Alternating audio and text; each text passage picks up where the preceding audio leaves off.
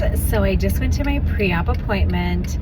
My surgery for complex hernia repair, which is my second time of having this hernia. It's bigger than it was last time. I just had my pre-op, got my blood work done. I'm all taped up. And there we go. Ooh, it kind of stung when she pulled out the needle. Some people are really soft and some people are a little bit harsh. And so I'm excited. I have 30 days before surgery. I did the EKG, everything looks good. My heart looks good. My last chest x-ray was good. So it looks like I'm in the prime for having surgery, and which I kind of guessed that, right? Like I'm healthier than I've ever been before. I weighed 151 on the scale today. We were traveling. I usually will range between 150 and 151. And actually, I think after I went to the bathroom, I was like 150.8. So remember, you're only one poop away from like a pound sometimes. Welcome back, friends. And if you're new here, welcome. My name is Pam or Pammy. And I like to share my journey to offer any tips and tricks or motivation along your health journey as well. So I hope you'll like this content, like and subscribe. Let's grow our channel and be a community. Thank you.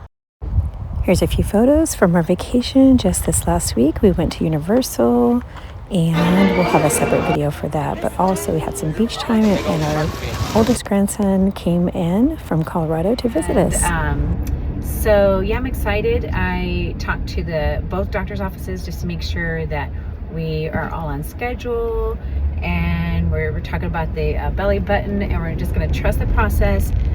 When we get into the surgery room, I think I'm going to tell Dr. Brazio that I want to get the belly button, because my daughter says if I don't, I'm going to be obsessed with not having one. So since she had one, whenever she had skin removal, I'm going to do that too. Now, here's the thing. I just skipped ahead. I'm having complex hernia repair. Because we're going to do muscle repair, I asked about removing excess skin, and so they're going to go ahead and do a vertical incision to make, especially with all I have old mesh that was in there before, and so they can get to everything easier. And so I'm going to have the complex hernia specialist who also does bariatric surgery. So he's going to know my anatomy, because I had gastric bypass in 2000, August 16th of 2000. So it's been 25 years that I've had gastric bypass, and it was the open one. And that's why I have a hernia, because you create a weak spot in your abdominal. So let me just pause this, because I feel like I'm going on and on.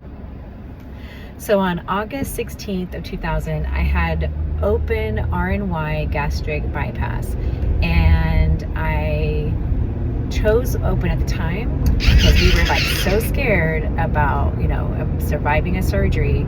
I didn't want to take extra risk, and laparoscopic was actually pretty new at that time. And yeah, I didn't want to take any extra chances, so I didn't do that. I did the open. So I did create, when you have surgery in your stomach, you have a weak spot. And, I picked up my dogs who are like 50 pounds. I had grandkids, little one who, I pick up. And when I go to the store, I pick up heavy water bottle cases and big heavy things. And I don't like to wait for people to help me.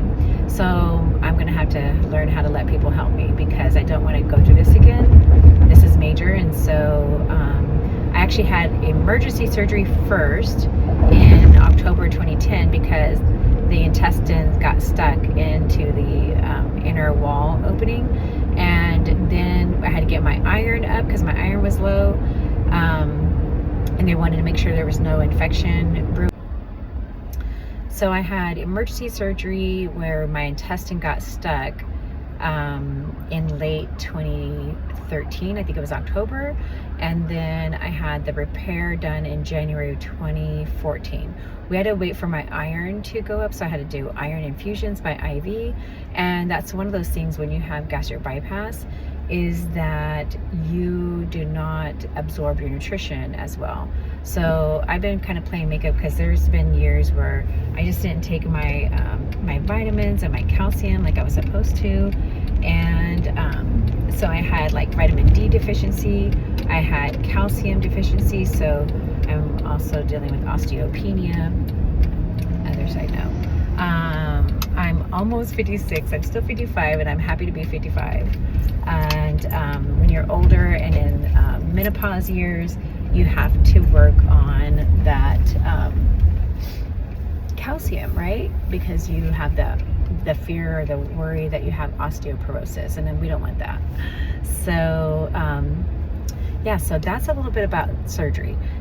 I did have this hernia came back 5 years ago, and when I say came back, that means that the inner lining ripped open. I remember kind of feeling it when it opened up, and yeah, because I could feel like the anchors or the staples kind of pulling, and yeah, so I kind of let that fester because I went to go see the doctor, and he said, well, you're going to have to lose weight before you have this surgery.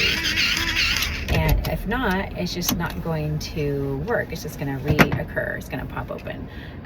So there's no point. So I did my part, found ways and different tools, which was like I would lose like 25 pounds and I could never get past that. But it wasn't until my grandson was in the hospital that I started walking, and he encouraged me to go walking. So while he was taking a nap in the morning, when I was with him in the hospital, I would walk around the hospital, and then I just kept increasing the amount of time and distance that I would walk until I started walking 1.5 miles while I was with him. And then in August 1st, almost 2 years ago, 2023, I found out that my A1C was 6.0. My doctor said, that's, too high. You've been at 5.8, 5.9 for too long. Let's talk about medicine. So she had me on metformin for a couple weeks, and then I asked her about Mounjaro because my daughter told me about it, and she got it approved, sent it over, and I got it from my pharmacy. And then it's been almost 2 years since I've been on Mounjaro. But in October, the end of September, I started maintenance. Decided to kind of stay around the 150 because that's where I feel the best, and I feel like I look the best because I lose too much from the top, so I melt too much on the top, not enough on the bottom. And so I've been in maintenance for 8 months. Okay, so anyway, we are going in for surgery. Surgery is July 30, so I just did my 1 month pre-op, and I just thought I would share that with you because I feel like I have so many people that I follow that have been doing plastic surgery, and I feel like it's only considerate that I try to help out other people too. So far I have a wedge pillow that a friend of mine at work gave to me for my legs because I have lipedema and lymphedema. And that's a whole nother journey that I'm dealing with at the same time. So I had a vein ablation last week where they kill off one of the veins and redirect the blood to another vein. I had one of those procedures a long time ago in the other leg. I still have vein insufficiency, but the next step they want me to do is to pursue the lipedema treatment. So I need lymphatic massage, vibration, the compression socks, and then I need to go see a doctor in Los Angeles for liposuction in the legs, and that's one of the ways that they treat lipedema. All right, but for now, we're 30 days out from surgery, and it's going to be major. They're going to cut me open, and they're going to do muscle repair, and then they'll remove any excess skin vertically, and then they'll do the pendulectomy and do a horizontal skin removal. So I'm going to be sore. It's going to be hard, but we're going to do this.